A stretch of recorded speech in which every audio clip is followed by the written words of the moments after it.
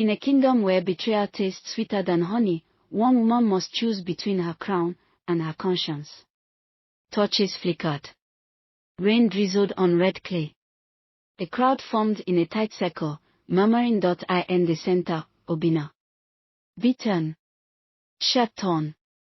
Blood running from his side, Adaugo stood across from him. Her silk wrapper clung to her wet body. She shook with rage, love, fear. Her father, Egui Omenka, king of Umuozara, towered over them. Adaugo, his voice thundered. You will watch him bleed before you disgrace my crown again. The crowd gasped. Lightning flashed. Adaugo's voice trembled, but carried weight. I loved him before your throne ever mattered to me. Egui stepped down from his stool. His lion staff struck the ground. He is a spy. From the northern clans. Sent to destroy our bloodline. And you? He pointed, his gold rings glinting, have laid with the enemy. Adaugo snuck out through the palace garden, her veil covering her face. The moon was full. Obinna waited by the river, playing his wooden flute. She ran into his arms. They kissed with the desperation of stolen time. He pulled out a bead from his neck and tied it to her wrist. You are my peace, Adaugo. But if they find out, they won't, he whispered. I'd rather die than lose you. Obinna fell to his knees. Blood soaking his side. Gasping, Adaugo stepped forward. Her wrapper loosened slightly. Her hand dipped into her waist. She pulled out a small, ancient blade. Iron. Wrapped in red cloth, the same blade her father used to cut her umbilical cord at birth. Now, she held it above Obinna. Everyone froze. Obinna looked up, breath shallow. Why? Adaugo. The sky roared. Deep thunder cracked. Adaugo's hand trembled. Tears streamed down her face. If I do this, she whispered, you die, but I'll live forever in chains.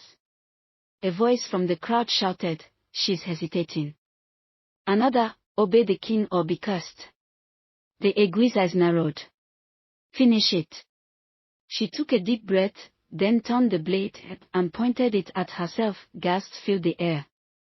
I would rather die than kill the only person who ever saw me, not as a princess, but as a woman. Suddenly, a loud whistle sliced through the night. A spear flew from the tree line and embedded itself in the royal drum. Panic, the guards raised their weapons. From behind the trees, a masked warrior emerged. Muscular. Armored in palm-woven bark. He held the insignia of the north. Step away from the girl, the warrior barked. Who dares? The king shouted. The masked man ripped his helmet off. It was Chijioke, Obinna's older brother. Thought to be dead in battle years ago, Chijioke spoke. Your Majesty, your war killed our father. And now, you wish to kill the man who spared your life during the peace treaty. My brother. Adaugo turned to Obinna, shocked. You never told me your family saved mine. Obinna coughed, weakly. I tried, they wouldn't let me speak. The Egui barked, this is treason. Chijioke stepped forward, raising a scroll. A treaty signed in blood. The princess was promised to unite both kingdoms. You broke it.